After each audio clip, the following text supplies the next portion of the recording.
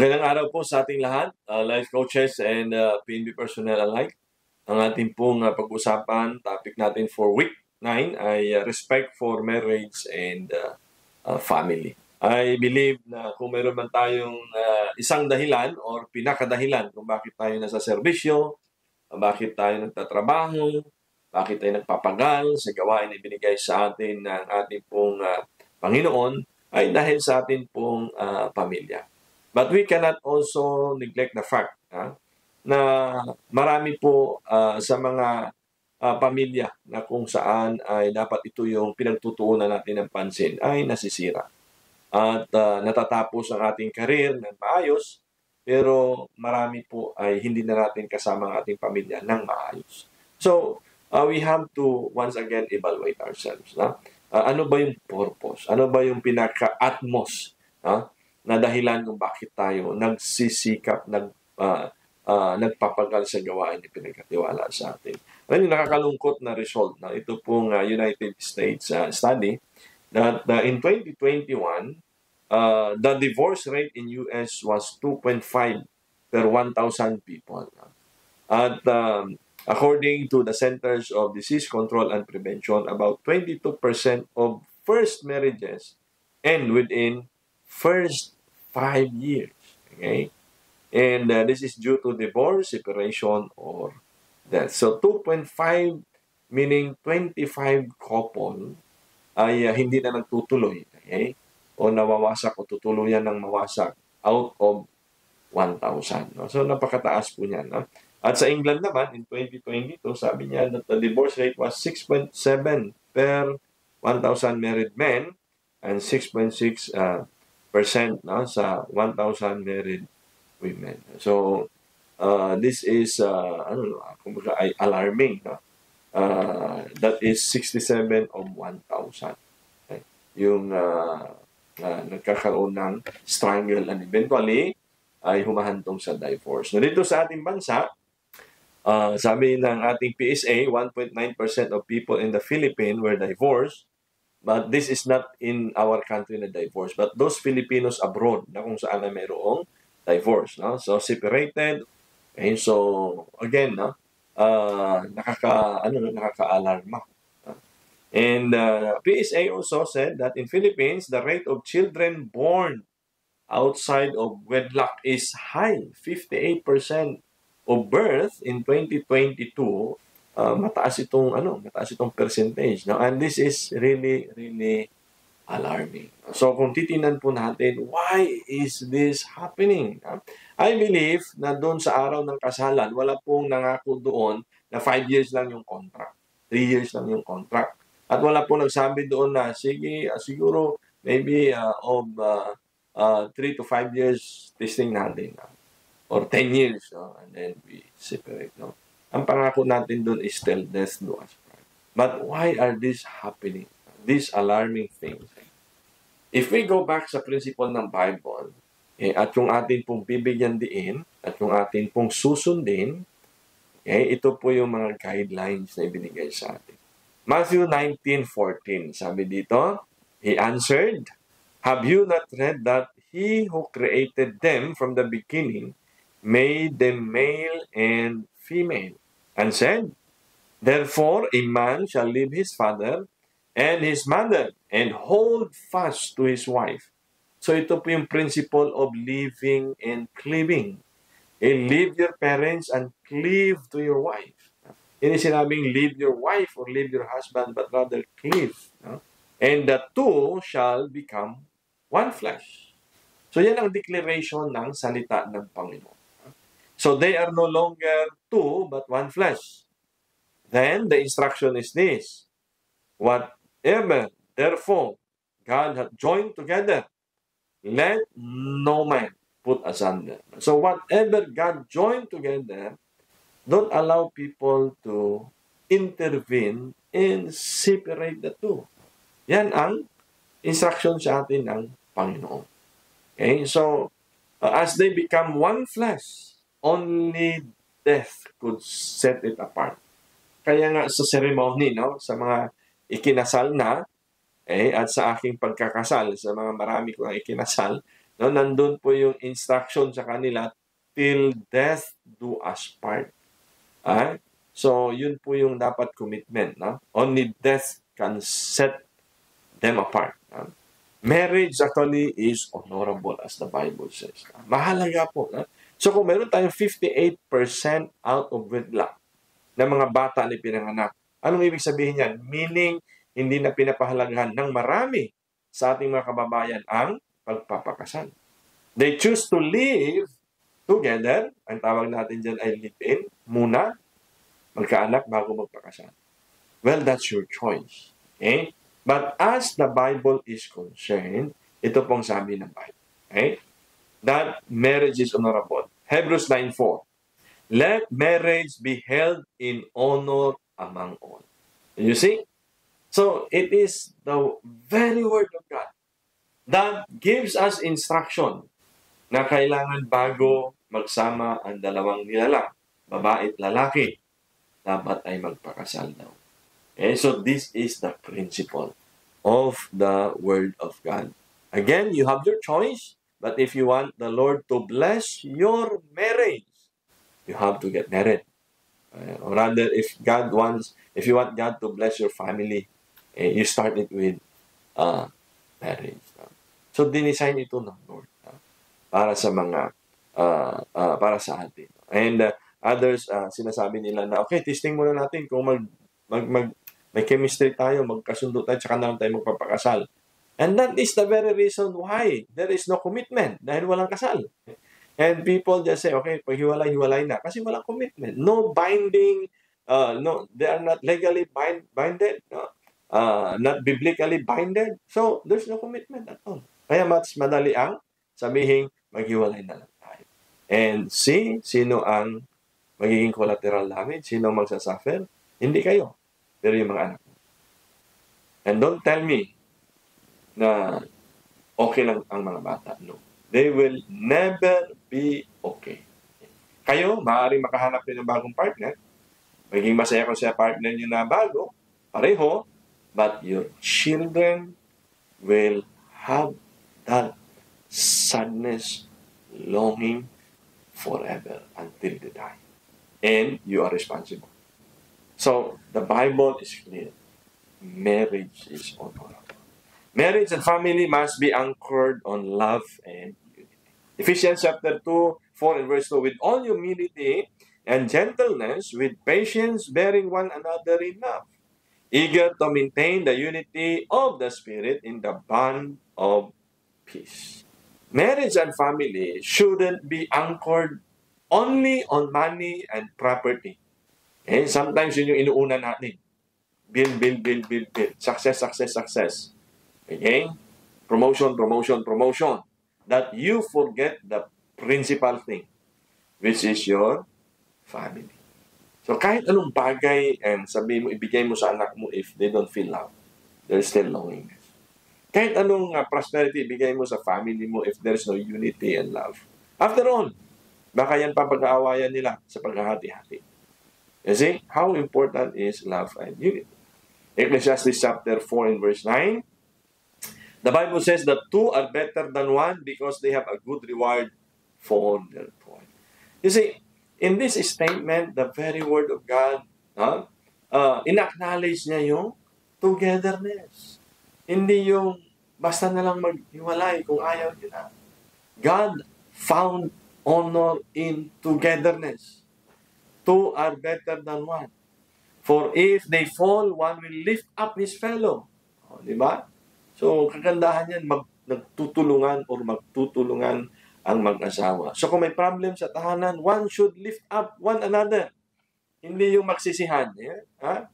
So, we should lift up one another. Pag nakita mong pagod si Mr. galing sa trabaho, huwag mong talakan, Mrs. Okay? Mapapagod yun. No wonder why some of the husband hindi umuwi sa tahanan dahil pagdating sa tahanan, maingay si Mrs. So, imagine, no? May pressure ka sa work, pag uwi mo, tatalakan ka pa. Or vice versa. You see? So, the home should be a place where everyone, lalo na si husband, could find what?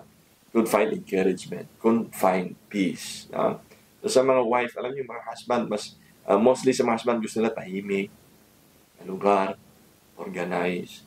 Kung pag-uwi niya maingay, iingayan mo pa. Tapos ang gulo-gulo. Ano yan? Ng tahanan. So, no wonder they will go to their barkada, they will go to some friends, dahil doon maaaring naiintindihan sila. And of course, sa husband, pag-uwi natin, not only that we should enjoy yung rest, but also enjoy the family. Trabaho, iwan sa office. Pag-uwi, tatay. Pag-uwi, husband. Okay? So, Genesis chapter 2 and verse 18. And the Lord God said, "It is not good that the man should be alone. I will make him an helpmeet for him." Tayo mga husband, we men. We men. God purposely made women to become our helpmeet. Hindi maid. Okay? Helpmeet. Somebody to fill our needs. Okay? To become our helpmeet. So, katuwang natin sa buhay. Sila po yung ating pong dapat ay energizer. So, wife, be an energizer to your husband. So, vice versa. Husband, be an energizer to your wife. Okay? Second, so tingnan natin, as spouses, we must give our relationship 100% and honor and respect one another. Now, respect as helpmeet. Okay? Katuwang. Hindi utusan. Okay? Hindi servant.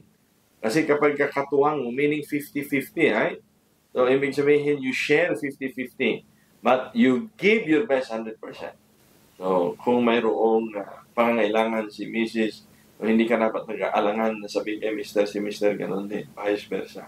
As spouses. Ephesians 5:33, however, each one of you also must love his wife as he loves himself. So, the degree of us, husband, in loving our wife should be the way we love ourselves. At wala siguro sa ating mga husband na gusto mong suntukin yung sarili mo kaya huwag kang manuntok. Wala sigurong husband dito na gustong manakit sa ating sarili kaya huwag mong saktan yung iyong asawa. Wala dito siguro sa ating husband na gusto mag-take advantage. No? So, you see, the degree of loving, understanding our spouse should be the way we want it. Or the way we do it to ourselves. And the wife must respect her husband. Now, this is very important, two things. Husband, love your wife. Okay? By all means, express, show, initiate. Wife, respect. In anything. Okay? In anything. Kahit hindi ka mag-agree, respect. That's the way God designed our first duty. Okay? So, kapag ka ang iyong husband, hindi ka nag-agree sa idea, then agree to disagree. Okay? And in public, you should show respect to your husband. Never mong ipahiya ang iyong husband sa public or before his family or before your children. And also sa husband, give the utmost love to our wife. Display, and of course, we should express. 1 Peter 3:7, husbands, in the way or in the same way, be considerate as you live with your wives and treat them with respect as a weaker partner and as an heirs with you of the gracious gift of life. So that nothing will hinder your prayers. Now, ito, napakahalagang matutunan natin itong mga husband, Ang isa sa mga bagay na maghinder daw ng prayer natin, kapag ka binigyan mo ng sama ang iyong asawa. So better be careful. It's so clear now. So that nothing will hinder your prayers, husband. So you try to analyze. Baka marami kang hiningi sa Panginoon na mga kakailanganin, andyan yung promotion, yung allowance, and anything. Hindi binigay ng Lord sa iyo kasi lagi mong binibigyan ng sama ng loob ng iyong asawa. Okay? So pagdating ng bahay, dapat, di ba? Hindi sama ng loob ang dala, na kundi blessing bilang mga husbands. Now, Ephesians 5:33. Husbands, again, love your wife. So these two things are very important as I reiterate. For husband, love your wife. For wife, respect your husband. Now, dito po sa, makikita nyo sa why law, the most common reason for divorce. Okay? Ito po yung makikita natin dyan, no? Ayon sa isang research or observation. No? Andan yung infidelity, incompatibility, financial problems, family violence, expectations, lack of communication. Kahit na nagsasama pa tayo, ubuo pa yung pamilya mo ngayon, may mga isa dyan, dalawa o tatlo dyan na sa tingin ko ay napagdadaanan o pinagdadaanan mo yun. And or if not, perhaps in the near future, mapagdadaanan. So, ngayon pa lamang, I hope you can see this helpful sa iyo. Mag-remind sa atin ngayon kung pinagdadaanan mo at mag-remind sa iyo later on, maaring kung ito ay mapagdadaanan. So, for you to be aware at ma-prevent mo yung divorce. Okay? Or separation or annulment. Kasi sa atin wala pa naman. Walang divorce. No? But annulment or separation. C is as parents. Okay? We should nurture, guide, and motivate our children. The greatest gift na binigay sa atin ng Panginoon ay hindi yung property na meron tayo. You see, we may have many kinds of properties and possessions. But alam niyo, isang araw, iiwan natin lahat ng yan. But there is something that God has trusted you beyond all this. At yan yung mga anak natin. Okay? Sapagkat ang anak natin ay may kaluluwa, may espiritu na ibinigay ng Diyos sa kanila. Itong mga material na meron tayo ngayon, isang araw mabubulok yan. They are not eternal. They are not, maybe lifetime, yes, may mga lifetime materials tayo, pero they are not eternal. So what God has given you, I mean your children, those are eternal. Whether they spend their life in heaven for eternity or in hell for eternity. So the Lord has given you something, someone that is very, very special. Huwag mong sirain ang ibinigay sa'yo ng Lord na buhay. Tatay, don't be the cause of destroying the life of your children. Nanay, don't be a cause of destroying the life of your children by abandoning them. Okay? No matter what, kahit gaano ka hirap, gaano ka challenging, I hope that as parents, we should give time to nurture our children. One day, mayroong tatay na gustong turuan ng kanyang anak sa buhay. Okay? And he wants his kid to be a responsible one. At sabi niya sa kanyang anak, sa buhay na ito, you should be watchful.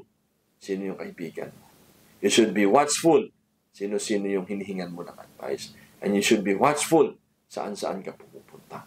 At ano-anong ginagawa. Then yung kanyang anak sabi niya, Papa, you should be watchful.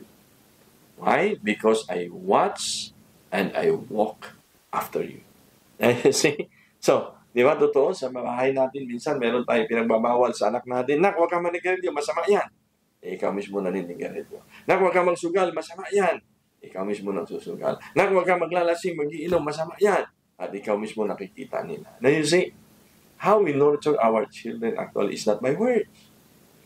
They more likely copy kung ano at sino ka sa loob ng tahanan, how you treat your wife, okay, how you treat other people. They watch and walk after you. So as parents, we should be careful where we go, what we do, okay? Because our children are watching. Proverbs chapter 29:15. Okay, the discipline. Let's talk about discipline. The rod and reproof give wisdom, but the child left to himself brings shame to his mother. So we should enforce discipline. Okay? You know, discipline doesn't mean every time is, physical discipline. But we can discipline our children. Okay? Pag gising sa umaga, anong gagawin? Doesn't always mean na kailangan paluin o saktan. If needful, then why not? Okay? Because spare not the rod. Sabi nga, spare not the rod. Ito po ay para tulungan natin. Dahil kung hindi natin sila madiscipline, they will bring what? Shame to their mother or to us bilang kanilang parents. So, as spouse, work out your marriage. Ang pagtagal ng marriage, hindi yan gift. Hindi yan miracle. You have to work out.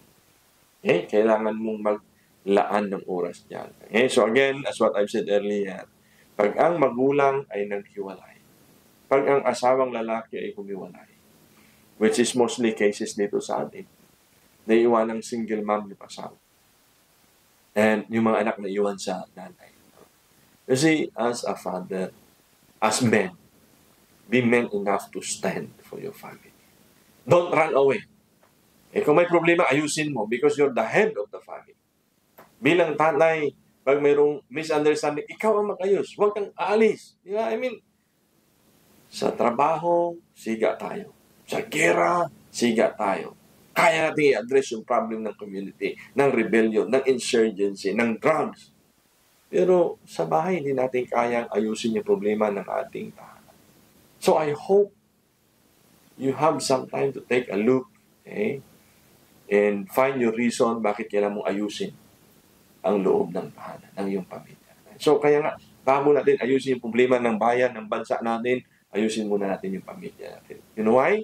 Kung ang lahat ng mga bata ay nasusubaybayan, I don't think na mayroong mga misguided na kabataan na dadalo o di kaya ay makikilahok o magiging miyembro ng mga rebelde at nagre-rebelde sa gobyerno.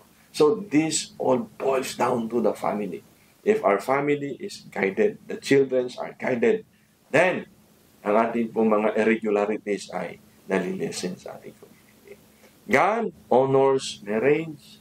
God designed a family. Let no man separate, not even you. Because God has found honor in marriage and in family. Thank you. God bless us.